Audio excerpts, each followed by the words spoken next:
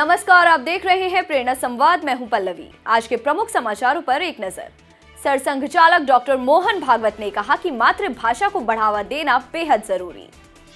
राष्ट्रीय स्वयंसेवक संघ के सरसंघ चालक डॉक्टर मोहन भागवत ने कहा कि वर्तमान परिदृश्य में नई शिक्षा नीति की बेहद जरूरत है। जब मातृभाषा की वकालत करने की बात होती है तो प्रस्तावना भी अंग्रेजी में पढ़ी जाती है। यह दुर्भाग्य है। मातृभाषा को बढ़ावा देना बेहद जरूरी है। डॉक्टर मोहन भागवत उज्जैन में विद्या भारती के प्रांतीय कार्यालय के उद्घाटन समारोह में पहुंचे थे।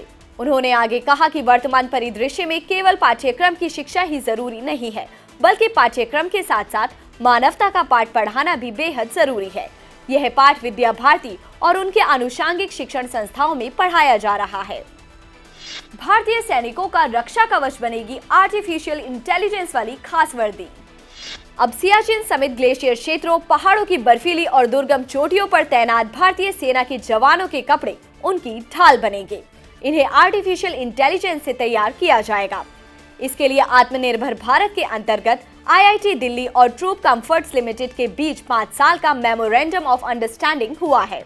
इसमें TCL की सभी 4 निर्माणियां अपनी जरूरतों के आधार पर IIT दिल्ली को अनुसंधान और नवाचार के लिए परियोजनाएं देंगी। कोरोना के कारण अभिभावकों को खो चुके छात्रों को BHU देगा छात्रवृत्ति। कोविड-19 महामारी में अभिभावक को खो चुके छात्रों की शिक्षा में व्यवधान को दूर करने के लिए काशी हिंदू विश्वविद्यालय ने पहल की है। ऐसे छात्रों को विश्वविद्यालय के छात्र कल्याण केंद्र के माध्यम से प्रतिवर्ष 12,000 रुपए की छात्रवृत्ति दी जाएगी। छात्रवृत्ति योजना का यह लाभ गरीबी रेखा से नीचे रहने वाले परिवार से आने वाले छात्रों को भी दिया जाएगा। यह निर्णय केंद्रीय कार्यालय के समिति कक्ष में हुई विश्वविद्यालय की उच्च स्तरीय बैठक में लिया गया है।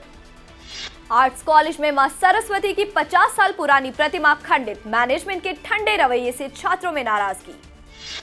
लखनऊ विश्वविद्यालय के आर्ट्स कॉलेज परिसर में स्थापित मां सरस्वती की प्रतिमा को कुछ अराजक तत्वों ने खंडित कर दिया। यह प्रतिमा 50 साल पुरानी थी और हर बसंत पंचमी के अवसर पर माता सरस्वती की इस प्रतिमा का पूजन भी किया जाता रहा है। प्रतिमा के साथ ही परिसर में रखी आर्ट स्टूडेंट्स द्वारा तैयार की गई कलाकृतियों को भी तहस नहस कर दिया गया। शिक्षकों और छात्रों की शिकायत है कि इतनी बड़ी घटना के बाद भी प्राचार्य के स्तर पर मामले में कोई ठोस कदम नहीं उठाया गया। पीएम मोदी ने कहा कि उत्तर प्रदेश में 15 करोड़ लोगों को पहुंचा मुफ्त राशन। योगी सरकार ने 5 लाख युवाओं को दी नौकरी। प्रधानमंत्री नरेंद्र मोदी ने उत्तर प्रदेश के बहराइच में चुनावी जनसभा को संबोधित करते हुए कहा कि उत्तर प्रदेश आज विकास के जिस रास्ते पर चल पड़ा है उसमें डबल इंजन सरकार उतनी ही जरूरी है। दुख होता है जब अपने स्वार्थ के लिए घोर परिवारवादियों की सरकारें जनता के हित को ही स्वाहा कर देती है। मैंने 2014 से लेकर 2017 तक इन घोर परिवारवादियों का, उनका कामकाज, उनका कारोबार, उनके कारनामे बहुत करीब से देखे हैं। दुख होता है जब अपने स्वार्थ के लिए घोर परिवारवादियों की सरकारें जनता के हित को ही स्वाहा कर देती है। अब योगी जी की सरकार पिछले 5 सालों से हर वो प्रयास कर रही है जो आपके जीवन में सहूलियत ला सके, जो गरीब को सम्मान दे सके। और निश्चित तौर पर इसमें बहुत बड़ी बाधा थी यूपी की बिगड़ी हुई कानून व्यवस्था। बीते 5 साल में भाजपा सरकार यहां की कानून व्यवस्था को पटरी पर ले आई है।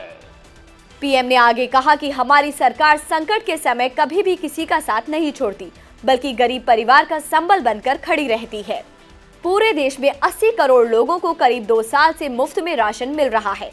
वहीं उत्तर प्रदेश में 15 करोड़ लोगों को मुफ्त में राशन पहुंचा है।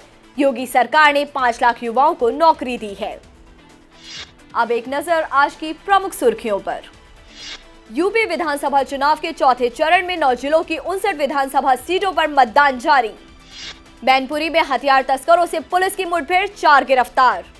मेरठ के मवाना से 1 माह पूर्व लापता हुई छात्रा को पुलिस ने गुरुग्राम से मदरसे के शिक्षक के साथ किया बरामद। हरिद्वार में दहेज की मांग पूरी न होने पर विवाहिता को घर से निकाला, पति ने दिया 3 तलाक। केंद्रीय मंत्री अनुराग ठाकुर का सपा सुप्रीमो अखिलेश यादव पर हमला, कहा अखिलेश तेरे 4 यार, गुंडा, अपराधी, माफिया और भ्रष्टाचार। अखिलेश तेरे 4 यार, अखिलेश तेरे 4 यार, गुंडा, अपराधी, माफिया और भ्रष्टाचार। मुरादाबाद के मझौला थाना क्षेत्र में शादी के 24 साल बाद पति ने महिला को दिया 3 तलाक। आज के बुलेटिन में इतना ही, फिर लेकर आएंगे कुछ नए समाचार। तब तक के लिए नमस्कार।